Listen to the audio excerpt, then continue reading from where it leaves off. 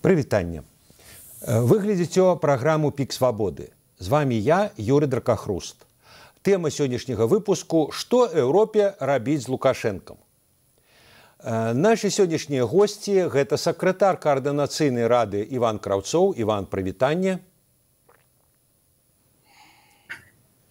Іван, добрый дзень. Добрый день, добрый день. А таксама другі госць – гэта палітолог, эксперт Фінскага інстытуту міжнародных справаў Рыгор Ніжнікаў. Рыгор, добрый дзень.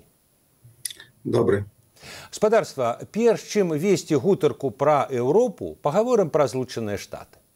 Вчора Александр Лукашенко склікаў нараду ў пытаннях знешняй палітыкі, на якой абвясціў, што гатовы да вялікай угоды, да вялікай здзелкі са Злучанымі Штатамі. Ён падкрэсліў, што ёй павінны быць захаваныя як інтарэсы Беларусі, гэтак і абавязанні перад саюзнікамі, найперш перад Расіяй і Кітаем. Але наконт зместу умоваў, канкрэтных умоваў здзелкі, ён нічога не казаў. Вось, на ваш погляд, якой можа быць формула гэтага big deal?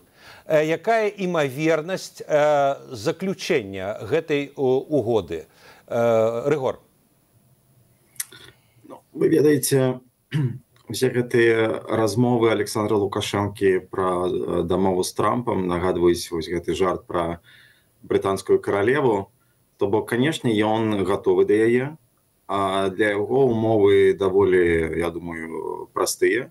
Гэта ён хоча абмяняць палітзняволеных на змяненне, не змяненне, прабачце, а на паніжэнне санкцыйнага тыску, асабліва на, як кажуць, галоўныя прадпрыемствы яго рэжыма.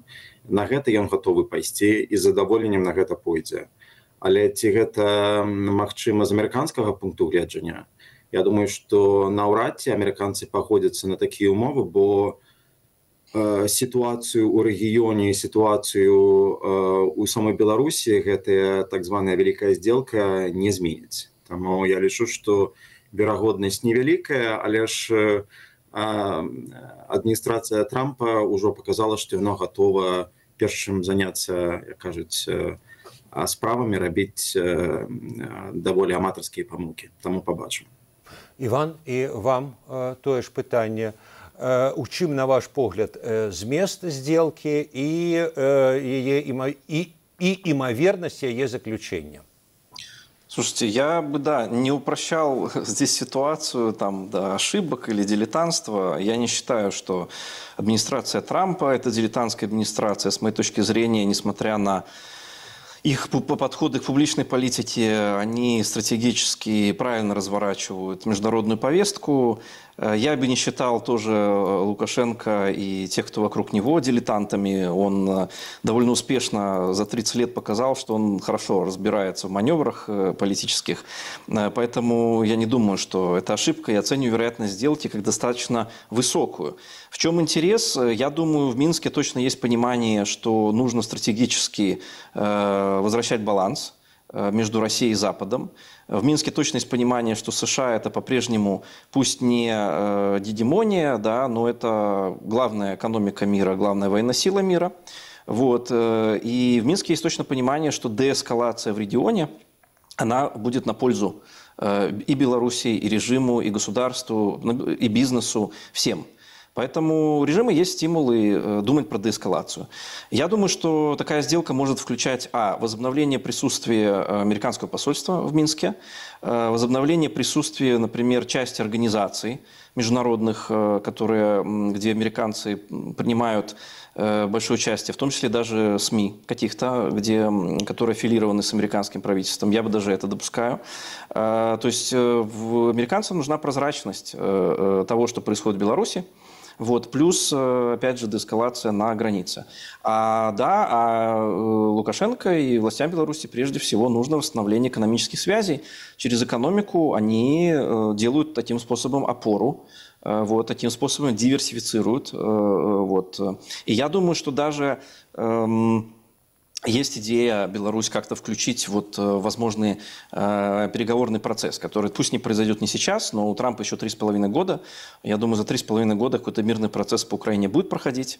И Минск в этом тоже будет играть роль. Там у Украины, я напомню, довольно большая граница с Беларусью. Очень странно было бы, чтобы Минск не играл роль. И я хочу сказать, что мы еще посмотрим, но я думаю, основными спонсорами и рекомендателями участия Минска будет именно украинская сторона.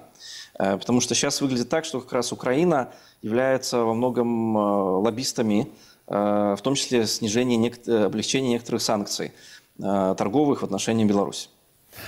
Спадарство, ну а теперь все-таки поговорим про Европу. Рыгор днями опубликовал с двумя нидерландскими коллегами артикул с назвой «Чему Еврозвяз не повинен взаимодействовать с Лукашенком». Ну, такая концептуальная позиция. Я повинен означить, что позиция Ивана с 2021 года, яна так само концептуальная, вельми послядовная, что как раз повинен взаимодействовать. Артыкул Рыгора з калегамі, ён вельмі добры, на мой погляд, сістэматызуе аргументы супраць дыалогу еўразвязу з Лукашенком. І я пропоную вести нашу с вами дискуссию вот по тезах. Теза публикации.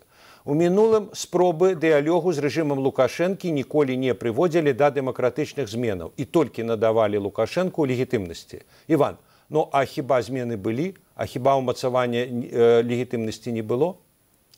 Да, я тоже согласен вот, пройтись по тезисам, потому что, мне кажется, и выводы статьи, они проблематичны, потому что они базируются на проблематичности вот этих предпосылок.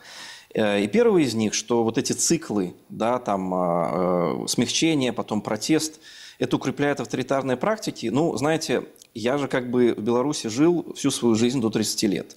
И на моей памяти самые авторитарным самым режим был в конце 90-х, в начале 2000-х. И все-таки тут как померить, да, практики. То есть частный сектор развивался все эти 30 лет, его доля росла. И магнитуда протестов развивалась. И для меня, поскольку я сам участвовал в событиях 2020 года и сам, грубо говоря, организовывал эту кампанию и видел, как мы смогли людей вовлечь в политику, это как раз было следствие этих циклов. То есть у меня вывод абсолютно обратный, что эти циклы, эти, грубо говоря, качели, они как раз приводят к тому, что режиму приходится адаптироваться и к тому, что у гражданского общества и политиков появляется пространство для действий. У меня абсолютно противоположный вывод. Это не укрепляет авторитарные практики. Режим Лукашенко не стал более авторитарным. Сейчас идет контрреакция. Но структура общества за 30 лет сильно изменилась в лучшую сторону. Связи с Западом за 30 лет, они тоже очень сильно возросли. Экономические, социальные, культурные. Идентичность белорусов изменилась. Они сейчас себя осознают как нацию однозначно. То есть это был позитивный тренд. У этого тренда есть низы и верха, но тренд нужно продолжать. Поэтому для меня цикл это наоборот хорошо. Иван? Дякую вам за ваше меркаванне. Рыгор, что вы можете сказать в оборону своей тезы и супраць пярэчанняў Ивана? Разумееце, я скажу так. Гэты артыкул, ён грунтуецца, ён напісаны ў суаўтарстве з, дарэчы, выбітной даследчыца як аўтарытарызму, так і еўрапейскай палітыкі, так і Беларусі. І ён грунтуецца не на, з якой я шмат у чым пагаджаюся.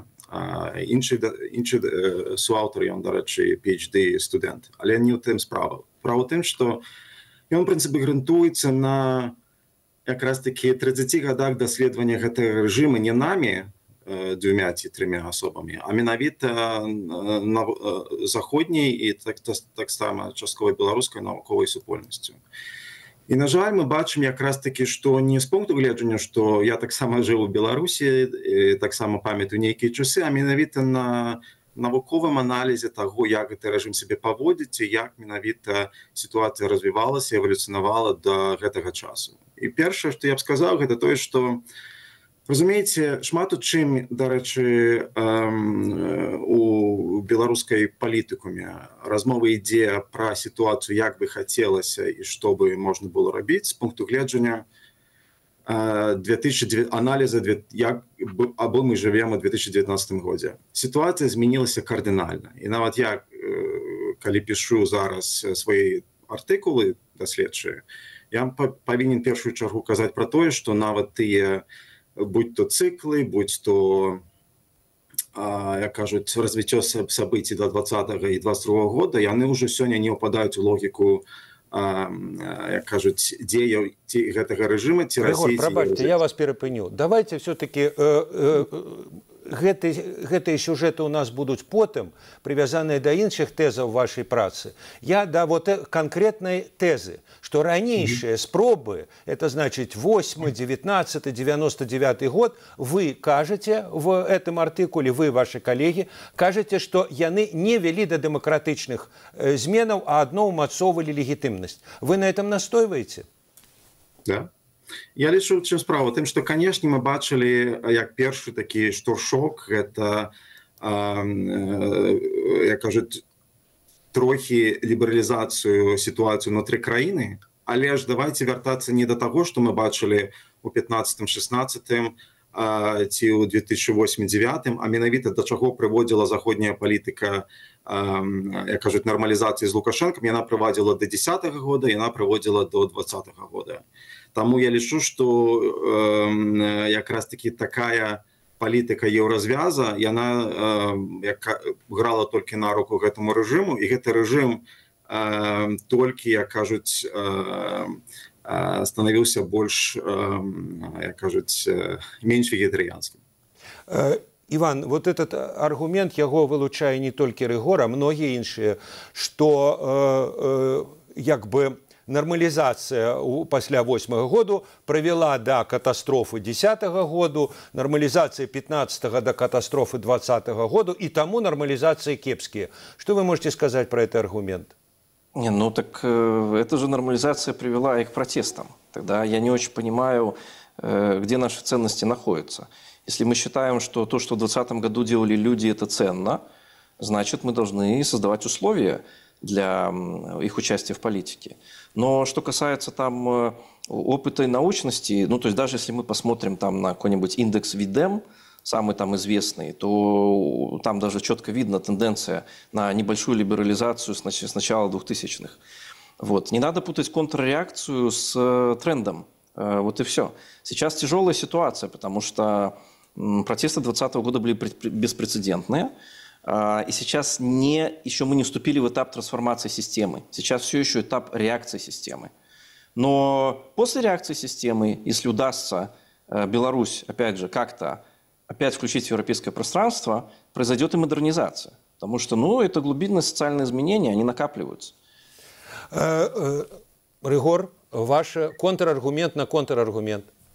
Да, по-перше, я лічу, что 2020 год – это не вынік нормализации, а гэта вынік развіцця і мадэрнізацыі беларускага суспільства, беларускага грамадства, якое ішло не з-за таго, што еўразвяз, гэта давайте паважаць беларускае грамадства таксама і тую працу, якую вы, Іван, рабілі ў Беларусі.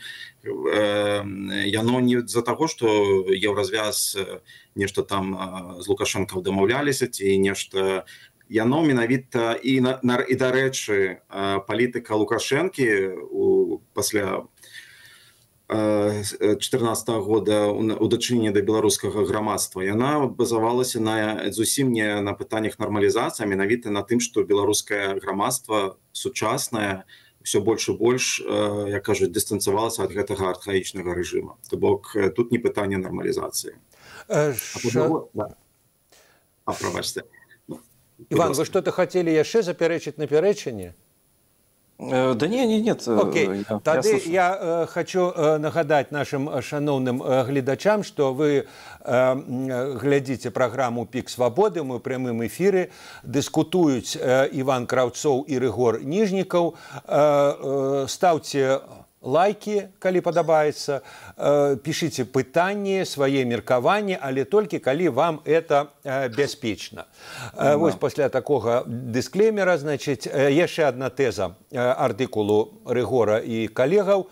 Санкцыі працуюць, а дыялог іх падрывае. Рыгор, в якім сэнсе санкцыі працуюць? Яны мяняюць паводзіны рэжыму? Ну, давайте, я лічу так. Я лічу, што калі мы кажам, я разумею тэзу Івана, і, дарэчы, мы кажам таксама, я пра гэта кажу, што, ў прынцыпе, я лічу, што парадыгма ціску яна працуе на Лукашэнку, але праблема ў тым, што санкцый недастаткова. То бок мы бачым, што еўразвяз і захад яны пакідаюць шмат, як кажуць, прабелаў, шмат вокнаў магчымасцяў, як гэтыя санкцыі абыходзяць, якія дазваляюць рэжыму ў Маскве даволі сабе нармальна пачуваць пад гэтым ціскам. Я лічу, што ў гэтым сэнсе гэтая парадыгма пасля падзей 20-22 года яна правільная. А вось пытанне таго, што хтосьці, як Злучаныя Штаты пытаюцца прывесці да дыялогу, так, я лічу, што разумееце, калі мы абмяркоўваем шмат Лукашэнку, што ён там думае, што ён кажа, абмяркоўваем, як сітуацыя развівалася 20-го года. Я лічу, што ў нас ёсць два відавочных пытання, на якія пакуль няма адказу. Як дыялог можа спыніць рэпрэсіі ў краіне, і па-другое, як дыялог можа адарваць Лукашэнку ад Расіі. І па гэтым абодвум пытаннях я лічу, што адказу станоўчага няма. І гэта галоўнае. То бок мы павінны разглядаць сітуацыю менавіта з пункту гледжання сённяшняга становішча і зусім іншага структурных фактараў, якія сёння дыктуюць сітуацыю і для гэтага рэжыма. І дыялог, ён толькі дапамагае Маскве, дапамагае вайне в Украіне, дапамагае, як кажуць, Лукашэнке і Маскве працягваць разбураць беларускую дзяржаву і беларускую, як кажуць, нацыянальную ідэнтычнасць унутры краіны. Ясно. Ригор, вот конкретная информационная нагода, вот я литерально гляжу у меня в стужцы, сегодня, недавно, Джон Коул, американский перамоўшчык з беларускім бокам, заявіў, што дасягнута дамоўленасць пра вызвалення новай групы палітвязняў. Гэта вынік санкцыяў ці гэта вынік перамоваў? І калі перамоваў, то это на руку Москве? Давайте, па-першае, скажем тое, што казаў Александр Лукашенко. Вся гэта сітуацыя з амерыканцамі, яна робіцца па дамоўленасцях і, як кажуць, у поўным каардынацыі з Масквой. То бок, і, як кажуць, амерыканцы самі кажуць, той же Келах, што тое, чым яны займаюцца, гэта хутчэй пра канал сувязі з Масквой, тое, чаму яны зараз размаўляюць з Лукашэнкамі, робяць гэтыя рэчы, а не пра змяненне сітуацыі ўнутры краіны. Я лічу, што кожны вызвалены палітзняволены гэта перамога. І на гэтым трэба працаваць, я не кажу, што... Але я так разумею, што это перамога, але бонус Маскве, ці не? Зараз я лічу, што, разумееце, мы кажам пра тое, што да гэтага амерыканцы з Лукашэнка можа прыйсці да нейкага выніка. Я думаю, што амерыканцы, яны ідуць, як кажуць, і Лукашэнка крок за крокам, як і, дарэчы, амерыканцы рабілі з расіянамі увесь гэты год, і потым мы прыйшлі ў патавую сітуацыю, то бок вярнуліся да таго, што ніякага, як кажуць,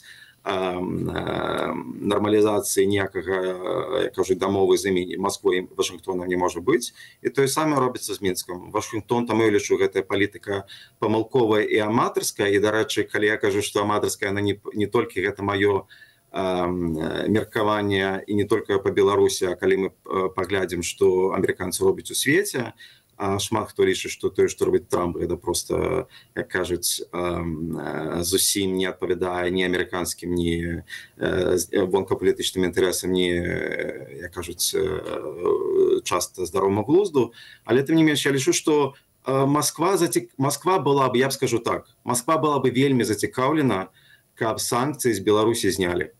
По адной простой прычыне гэта таксама дазволіць расіянам, гэта не павялічыць незалежнасць Лукашэнкі ад Масквы, не палепшыць сітуацыю ўнутры краіны, але дазволіць тем же расіянам яшчэ больш рэсурсаў кінуць на Украіну і дасць ім аргумент, як можна здымаць санкцыі супраць Москвы.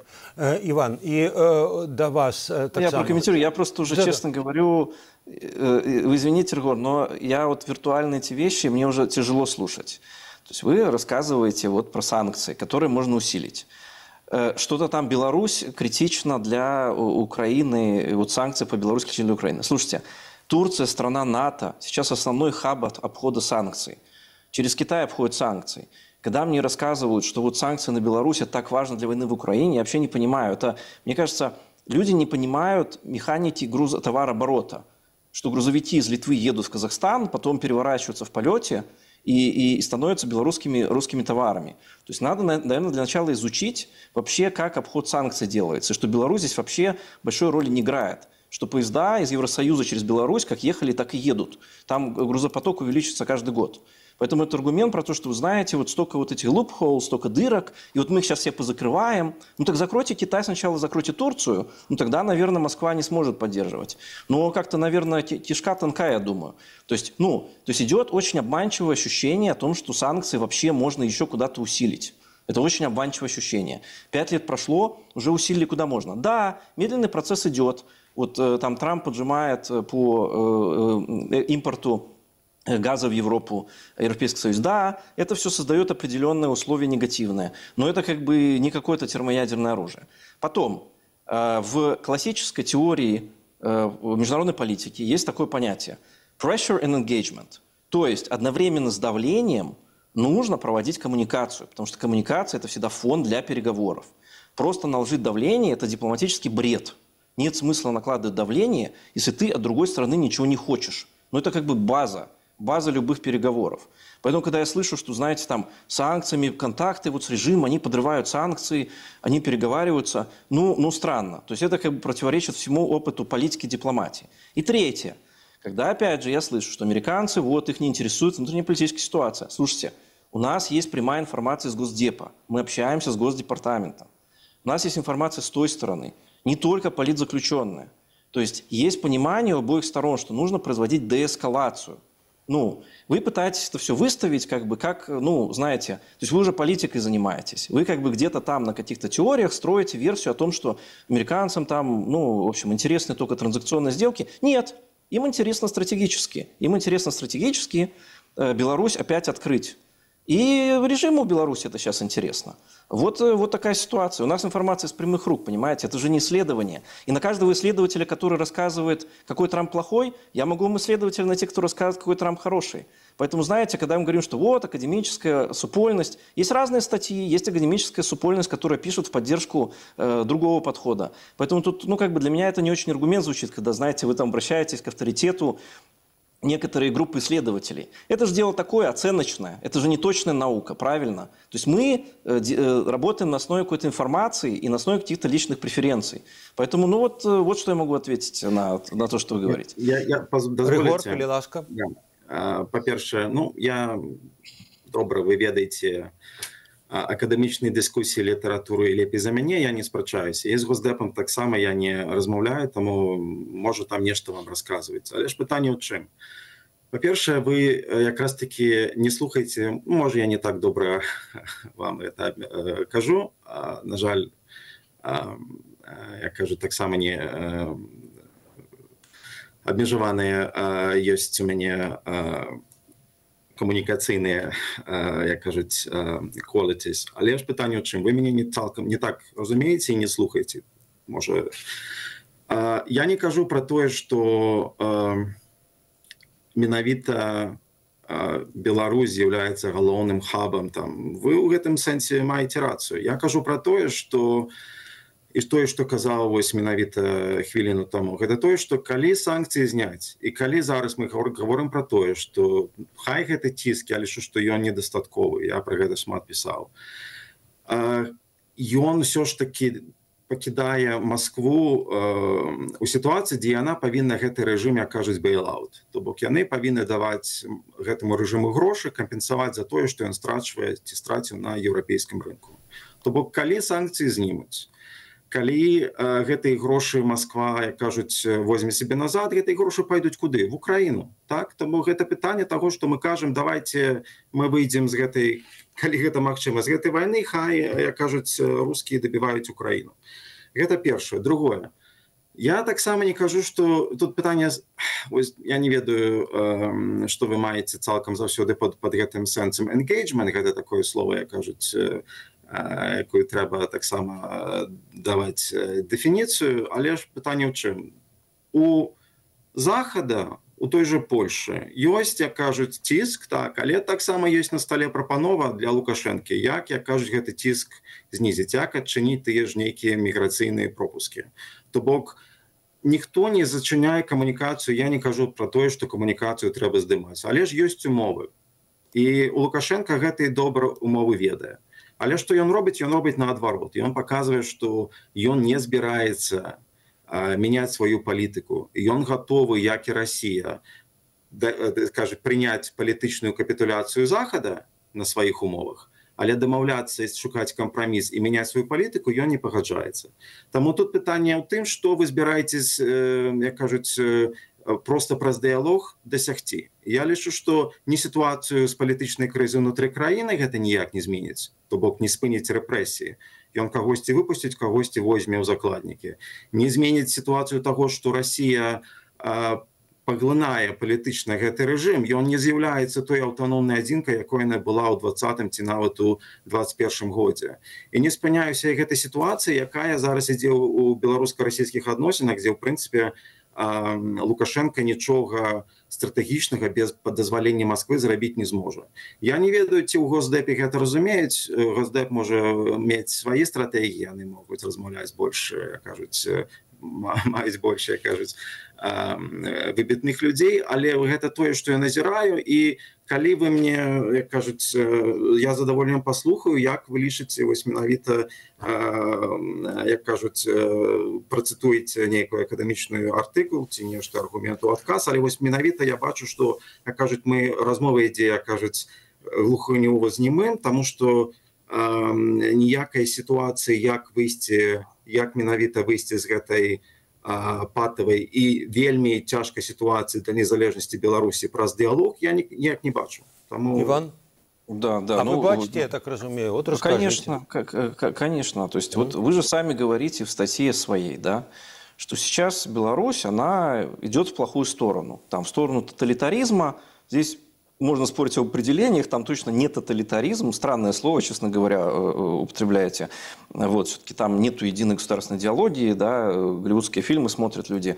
Ну ладно, и вы говорите, что она идет там в сторону России. Ну так правильно, надо забыть про Лукашенко. Забыть про Лукашенко. Вот вы говорите, что вот мы сконцентрированы, а вот вы же концентрируетесь очень в своем разговоре на нем.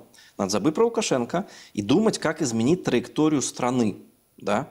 А траекторию страны можно изменить только если, будет деэскалация в регионе, поэтому Беларуси выгоден любой вариант перемирия в Украине. Да, Украине, может быть, он не выгоден, а у Беларуси выгоден.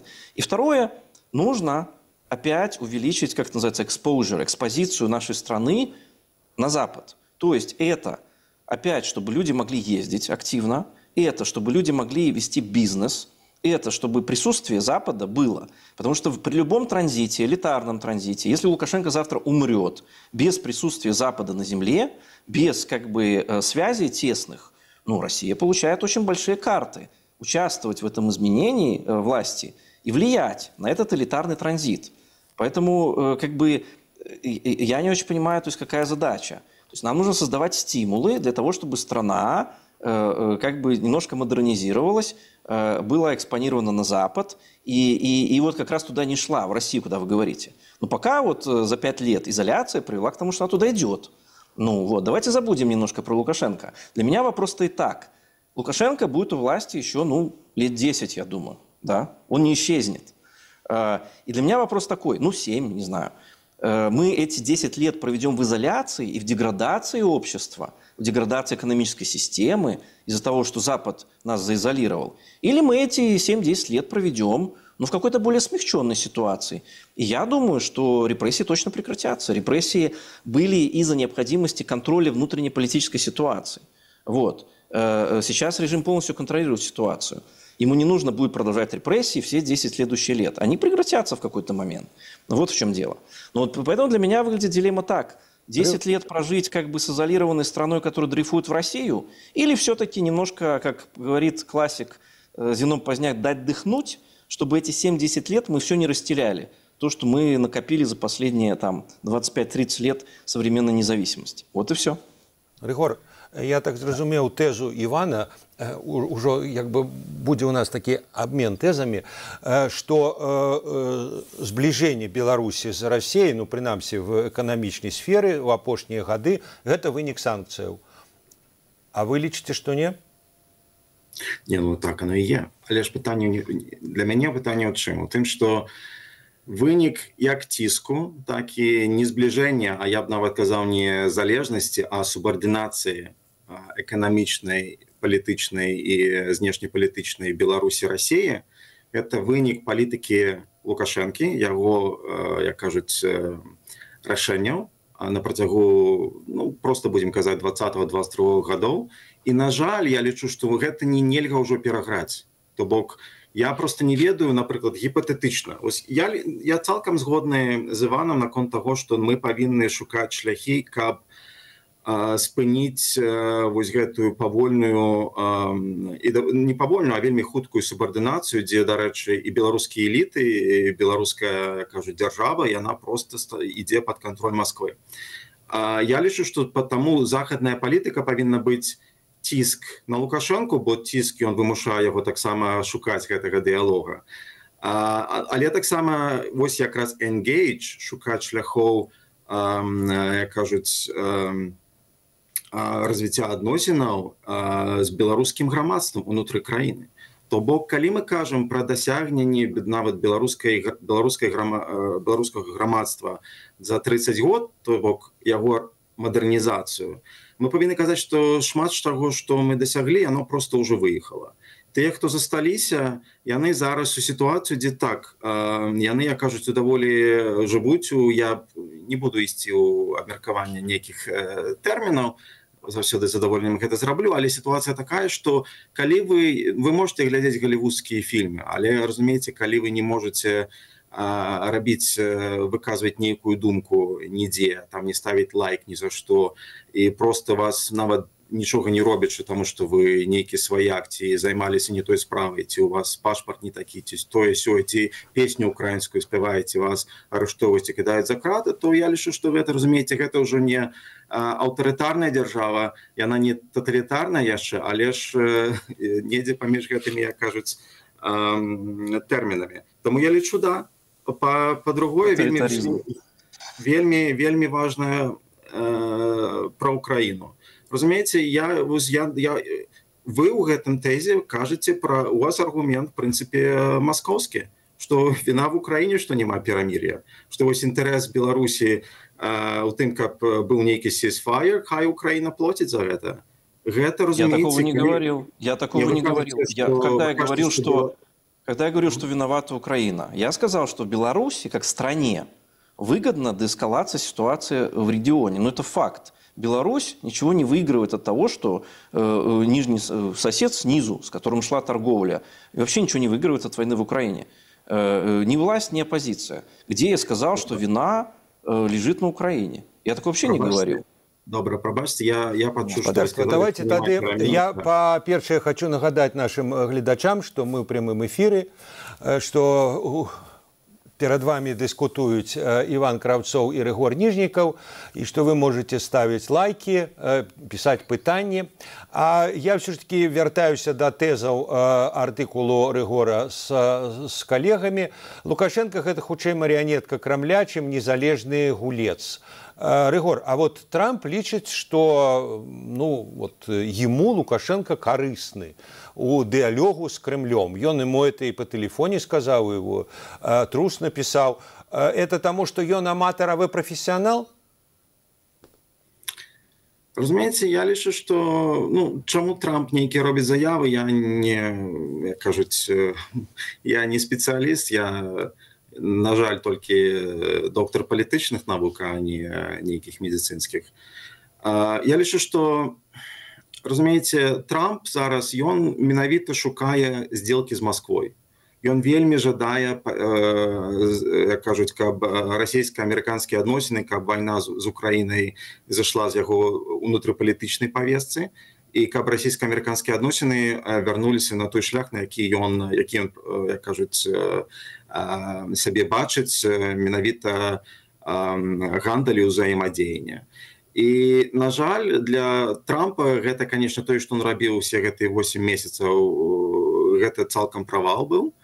І тое, што мы бачым атрымалася пасля Анкориджа, гэта тое, што у прынцыпе Путін з ім Григор, я хочу удакладніць один момент. Так, зразумела, ён хоча заключыць сделку з Крамлём. Але, умоўна кажучы, ён для гэтага не размаўляе, умоўна кажучы, з Пушыліным, кіраўніком ДНР, не размаўляе з Кадыровым, кіраўніком Чачні. Ён размаўляе з Лукашэнкам. Да, я просто хочу сказать, цалкам з вами згодны, но пытанне ў тым, што просто Кремль з ім не хоча размаўляць. Ні Лавров, ні Путін не хотят размаўляць. Я хочу, каб вы доказали, что Лукашенко марионетка, а не самостойный гулец. Вы это написали. Я вас прошу это доказать. Потому что Лукашенко сам так сказал. И он сказал, что он это робіць дзеля Москвы. И то же самое сказал Келлог. Он сказал, что, я кажу, для них Лукашенко это канал сувязі. Як з'являецца Меланія Трамп, і, да рэчы, як там той же Рамзан Кадыров з'яўляецца каналам сувязі з краінамі арабскага сусвету. То бок я не лічу, што ў гэтым сэнсе Лукашенко... Разумееце, нават мы просто размаўляем гэта з пункту гледжання таго, што сказаў Трамп. Трамп можа лічыць, што ён моцны лідар і так далей. Але ж для Москвы, ось Александр Лукашенко, і для Вашингтона, ён з'яўляецца каналам сувязі, ён не з'яўляецца ніякім пасярэднікам. І гэта тое, што былі зроблены, як кажуць, слушайте, как бы для меня все-таки там аргумент из разряда Лукашенко сам сказал, поэтому мы формально берем текст. Публичная коммуникация в дипломатии, мы знаем, что она очень сильно отличается от действий в дипломатии. Я так не умею. Я все-таки как там структуралист, наверное, привык еще смотреть на системные вещи. Не только там, когда там Лукашенко что-то подмигнул там в тактических целях. Но мне кажется, знаете, путаем немножко все время понятия. И, к сожалению, от академического сообщества хотелось бы там точности в определениях. Да? Как с этим авторитаризмом, тоталитаризмом, есть вроде бы аналитическое представление о том, что такое тоталитарное государство, Беларусь явно не попадает в это определение. Да? То же самое здесь получается. Марионетка. Да? Но публицистический же термин. Любое государство в мире, оно зависимо от других государств. Любое государство поменьше зависимо от государств побольше. Это происходит естественным образом. Из-за военного превосходства, из-за экономического превосходства. Но мы же не называем их марионетками. Из-за того, что режим в Беларуси авторитарный, а не демократический, да, это не значит, что он не имеет контроль над страной. Да, зависимость сильная, но это не значит, что это не отдельное государство и что с Лукашенко нельзя решать вопросы. Да, он сильно зависим. Но эти слова марионетка, мне кажется, они не добавляют содержания. Да? Это такие эмоциональные маркеры, которые на самом деле скрывают эти структурные стимулы. Да? И когда военный поверенный в делах США едет смотреть на учения Запад, недавно Великобритания с Беларусью обменялись тоже взаимно военными поверенными. То есть люди институционально работают с набором вопросов. И это вопрос не только желания Трампа. Этот же трек по Беларуси, он возник из недр Госдепа. То есть это же целая организация, стратегия целой организации, а не прихоть Трампа. Оно пришло к нему снизу вверх. Да? Трамп не смотрел по телевизору про Беларусь. Ему это принесли как раз из Госдепартамента, где довольно систематически работают. Поэтому мне сложно реагировать на публицистические термины, да, там марионетка, не марионетка, не знаю, там. Армения тоже очень зависима от России, но как-то в последнее время отползла.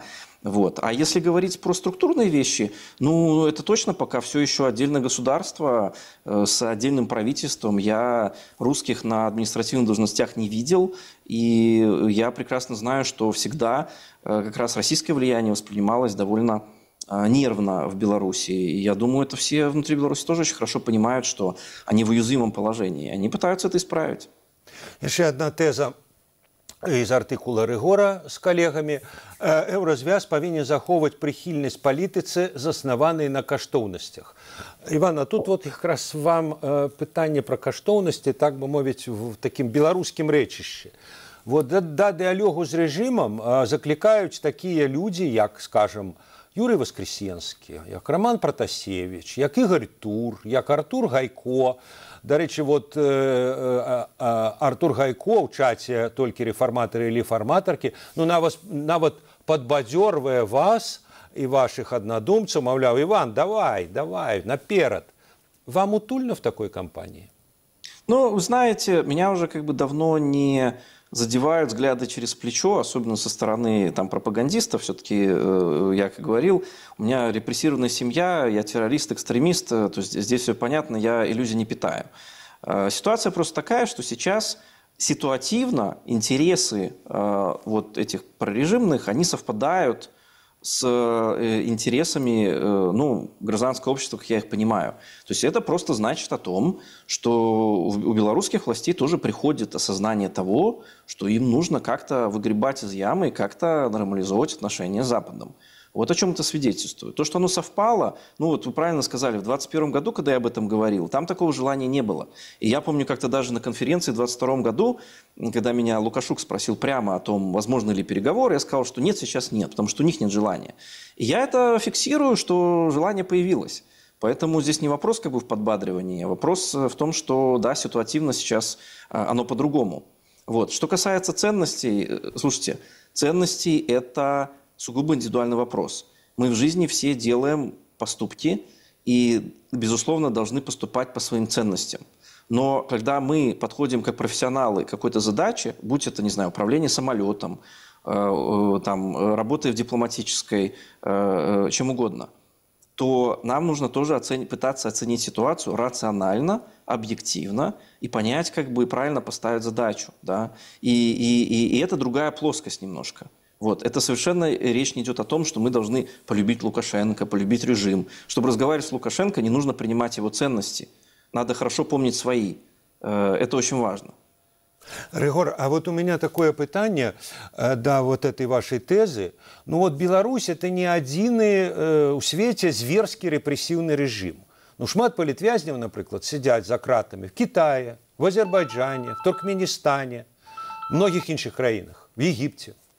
Вот это ваша парада, каб палітыка была заснаваная на каштоўнасцях, яна тычыцца ўсіх пералічаных краінаў і многіх іншых.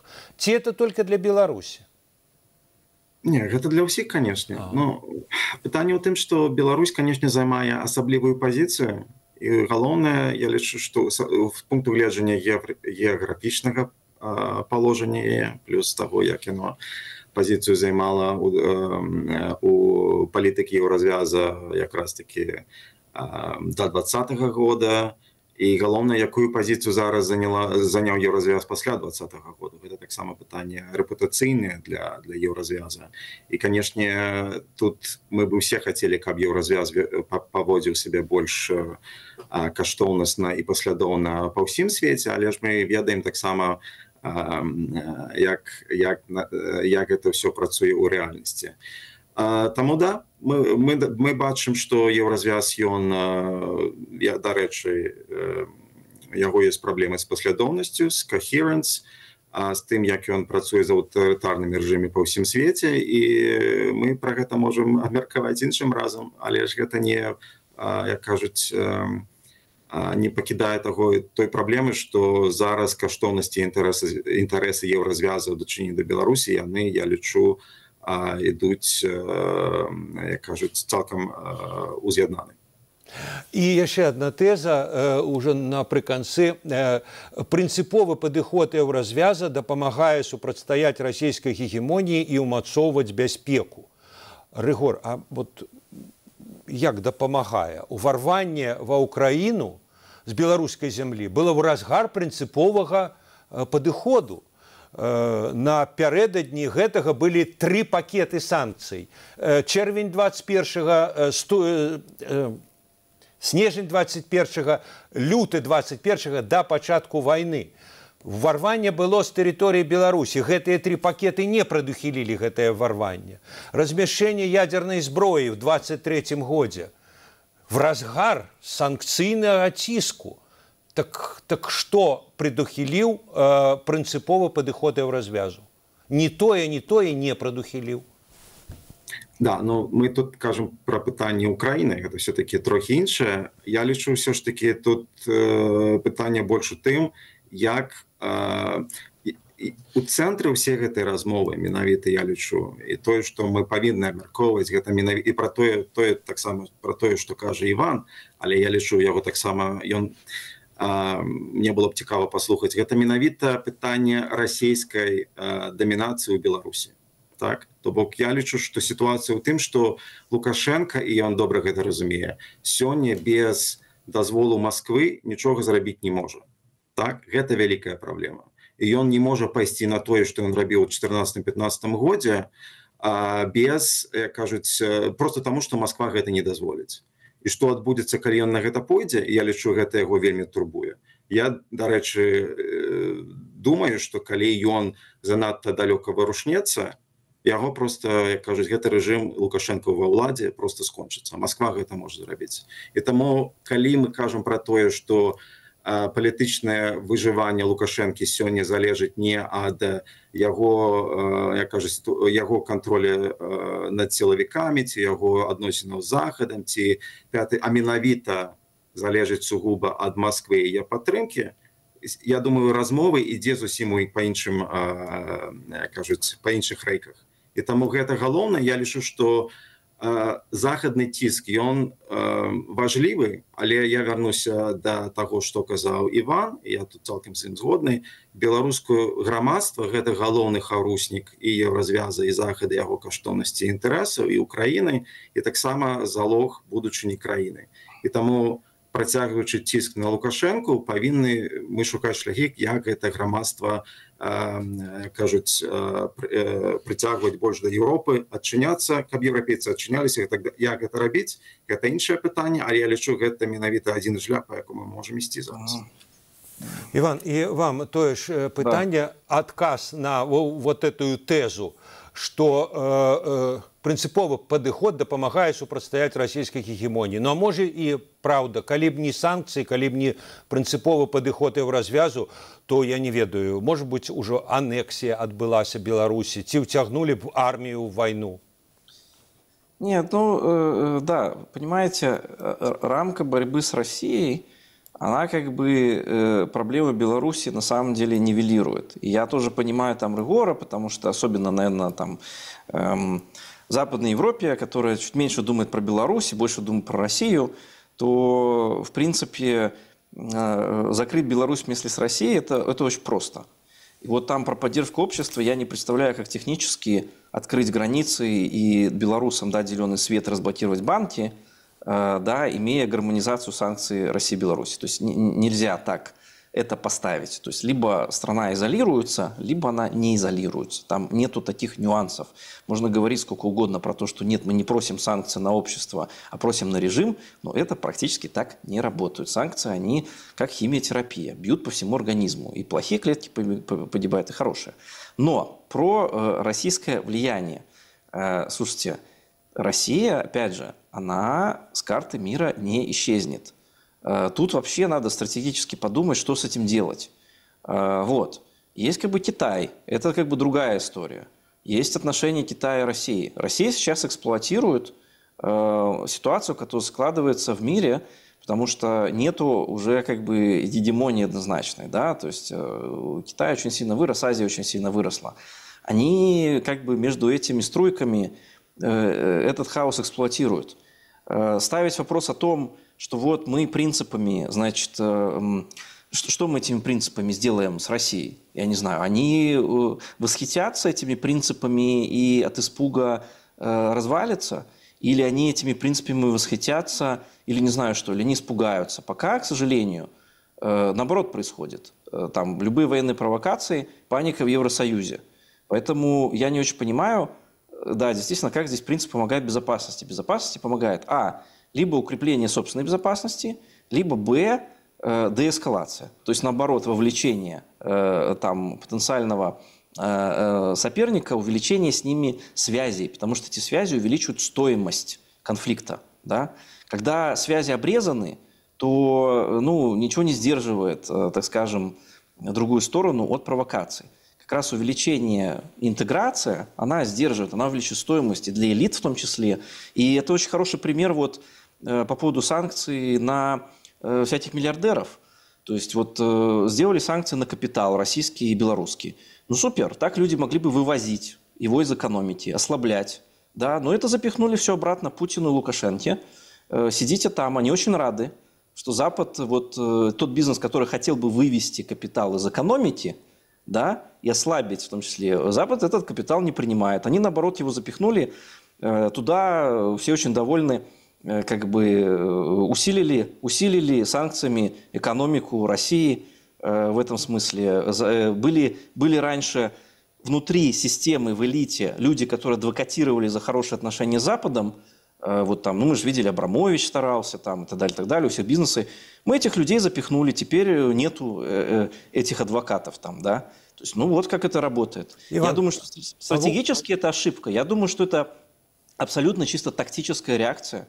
Это абсолютно просто путь наименьшего сопротивления. Когда происходит сложная ситуация, нужно как бы вот жестко отреагировать, принципиально занять позицию. Но на практике Украина все равно воюет, Евросоюз не воюет, в Твиттере очень много высокопарных слов, но проблема не решается.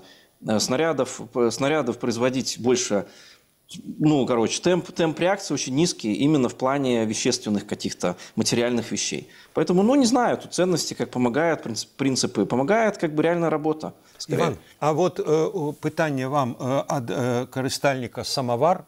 Пытанне да Ивана. По яким признакам вы бачите, что режиму потребная деэскаляция? Ну вот по этим признакам. Слушайте, если они прекрасно понимают, что одним из условий нормализации отношений с Западом, и это нужна картинка. То есть они прекрасно понимают, что нельзя представить, чтобы вернулись посольства, но при этом каждый день шли новости, что кто-то арестован за лайк в Фейсбуке. Это абсолютно понятно. Да, вот. То есть они это понимают. Если они готовы на это уже идти, они готовы на переговоры с Западом, то, ну, значит, понимаешь, что нужна деэскалация. По поводу войны, ну, мне кажется, тут тоже нечего даже спорить. По-моему, все повторяют как мантру, что Беларусь за мир. Это повторяют все. И оппозиция белорусская, и, собственно, представители режима. Поэтому, да, я думаю, что это понимание есть. Рыгор, и вам слово на аргументы Ивана. Ну, слухайте, я просто бачу тут шмат якіх тэзаў, але я бачу, што шмат якія, на жаль, сёння гэта такая сітуацыя, яны не абрунтаваныя. То бок я таксама возьмем пытанне спадара ці спадарыні «Самовар», вельмі слушнае. У рэжыма ёсць на стале, як я кажу, прапанова. Просто выпускайте Анджея Падшобута, рабіце... Нешта здарылася. Мы яшчэ ў эфіры? Так. Дзякуй. Рабіце якраз такі гэтыя крокі па дээскалацыі. Каб менавіта давера паміж той же Літвой, Польшай і Беларусю, яна павялічвалася. Паказвайце, што менавіта у вас є аўтаномнасць ад Масквы. То бок, все, што мы бачым ад размяшчэння ядерной зброі, якое адбудзецца даволі хутка, да усіх менавіта не заяваў, а рашэнняў гэтага рэжыма у ваенна-палітычным, знешнепалітычным, гэта ўсё ідзе ці на карысць, ці у пагадненні з Масквой. Мы не бачым ніякіх альтэрнатыўных рухаў, як у 2014-2015 годах, ці ў 2008-2007. То бок рабіце нешта, але ж нічога не робіцца, акрамя заяваў, на якія, дарэчы, вельмі слушна Польша адказвае, што мы нічога з гэтага не ведаем, а калі мы размаўляем пра тое, што там выпусцілі такую колькасць палізняволеных, набіраецца такая ж колькасць і больш яшчэ палізняволеных за гэтых жа час. То бок рэжым даволі, я лічу, паводзіць сябе даволі абразліва для Захада і паказвае, што ніякай сапраўднай дээскалацыі ён на яе не пойдзе, нават калі я лічу, Лукашенко бы бачыў гэта ў сваіх інтарэсах, але, на жаль, ён не можа пайсці супраць інтарэсаў Масквы. Шановное гаспадарства, вы глядзелі праграму «Пік свабоды». З вами былі сакратар каардынацыйнай рады Іван Краўцоў і палітолог, эксперт Фінскага інстытуту міжнародных справаў Рыгор Ніжнікаў. А за тым, як будуць разгортвацца падзеі далей, вы можете сачыць на YouTube-канале «Свабоды». Заставайцеся са свабодай.